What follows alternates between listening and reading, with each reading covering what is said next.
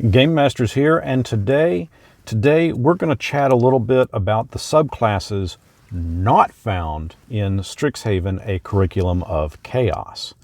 Now, as we have discovered, subclasses were removed from Strixhaven and were instead replaced with feats and other abilities. This was partially done due to Wizards wanting to even the board and allow characters to be able to attend any given Strixhaven college. It's also partially done due to a survey taken by players that reported back citing that the subclass system needed a total revamp, especially when they played the playtesting material. And that said, the material here is 100% playtest material that was released several months back. What Wizards does is produce potential publication material via a section or division of their website called Unearthed Arcana. Much like the books from years ago, Unearthed Arcana is set up to fix certain elements or wordings, or even mechanics, but with today's technology, they can produce this via their website without having the costs incurred of reprinting, or at least until they get it tweaked just right according to the popularity of its fan base. So Wizards presents this material for playtesting before they release the physical in-hands product. This allows them to get some of the major feedback prior to investing the millions it takes to put a full book to print. In this instance, with subclasses in Strixhaven, the playtesting and subsequent survey showed Wizards that players wanted a system that could be used in as many settings as possible, and the one shown here did not fully accomplish that. What does this exactly mean moving forward? Well, there's a lot of speculation that subclasses will be scrapped entirely once Wizards puts out their new 5.5/6th edition in 2024.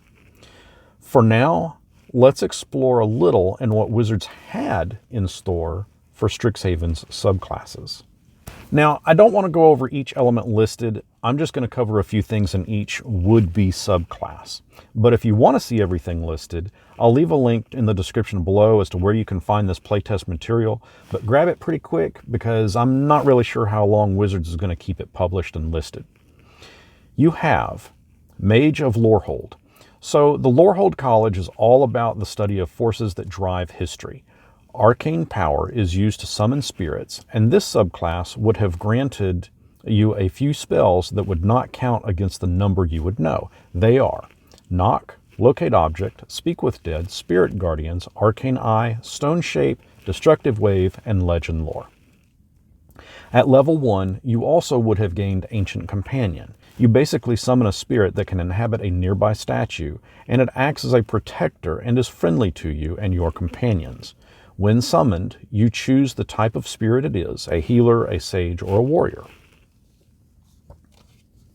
Lessons of the Past would have allowed you to add a few benefits to your Ancient Companion, buffing them up depending on the type of companion you summoned. If it was a healer, it would increase your maximum hit points. If a sage, you would gain advantage on ability checks that use arcane nature and religion skills. You would also deal an additional 1d8 force damage when attacking, and if the Ancient Companion was of a warrior type, you can use an action to cast a cantrip and attack with a weapon, which would deal an additional 1d8 radiant damage. Then you have the Mage of Prismari subclass. These are all about elemental energy. You would have gained proficiency in 2 of the following: acrobatics, athletics, nature, or performance. Kinetic artistry. You can use dash as a bonus action, and when you do, you can pick one of the following as an additional effect. Boreal Sweep. You can move across water, knocking prone creatures that are within 5 feet. Scorching Whirl. Flames erupt under your footfalls, causing 1d4 fire damage to creatures within 5 feet of your movement. Impeccable Physicality. You've trained hard and now have an outstanding sense of precision. You gain proficiency in your dexterity saving throws, and when you make a saving throw, you can treat a d20 roll of a 9 or lower as if it were a 10. The Mage of Quandrix love math. They see the fractal patterns in the spells they weave, kind of like the Matrix. They get functions of probability. When you target a creature with a spell, in addition to that spell's effect, you can also add one of these. Diminishing function. The creature has to roll a d6 and subtracts that number from the next attack roll it makes. Supplemental function. Choose a creature and it rolls a d6, this time adding to that number to the next attack roll. Quantum tunneling. You gain resistance to bludgeoning, piercing, and slashing damage. Additionally, you can move through creatures and objects as if they were difficult terrain, but you take 1d10 force damage. The Mage of Silverquill used the power of words. Your bard would be a perfect fit for this would-be subclass. You get Silvery Barbs.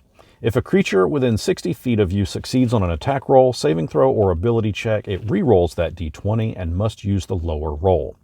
If the roll fails, you choose a different creature and it can re-roll using the higher roll. Inky Shroud. You learn the Darkness spell.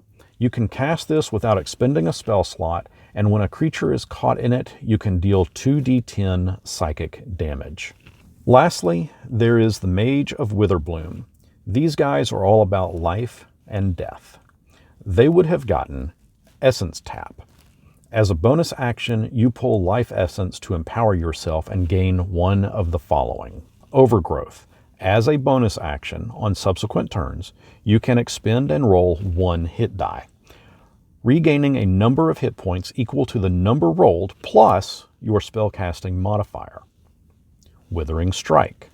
When you deal damage, you can change the type to necrotic. Witherbloom Adept, when you cause necrotic damage or when you restore hit points using a spell, one target of the spell takes additional damage or regains additional hit points equal to your proficiency bonus. And there's Withering Vortex. When you cast a spell that causes necrotic damage, provided they're not undead or constructs, pick one of them that took damage and drain the life energy equal to half the damage dealt, then pick another creature and they regain that much in hit points. So how do you feel about the subclasses being removed from Strixhaven? And as a follow-up question, how do you feel about the possibility of having subclasses removed in future iterations of Dungeons & Dragons? Let me know in the comments below, and until next our paths cross, may you have a grand holiday season.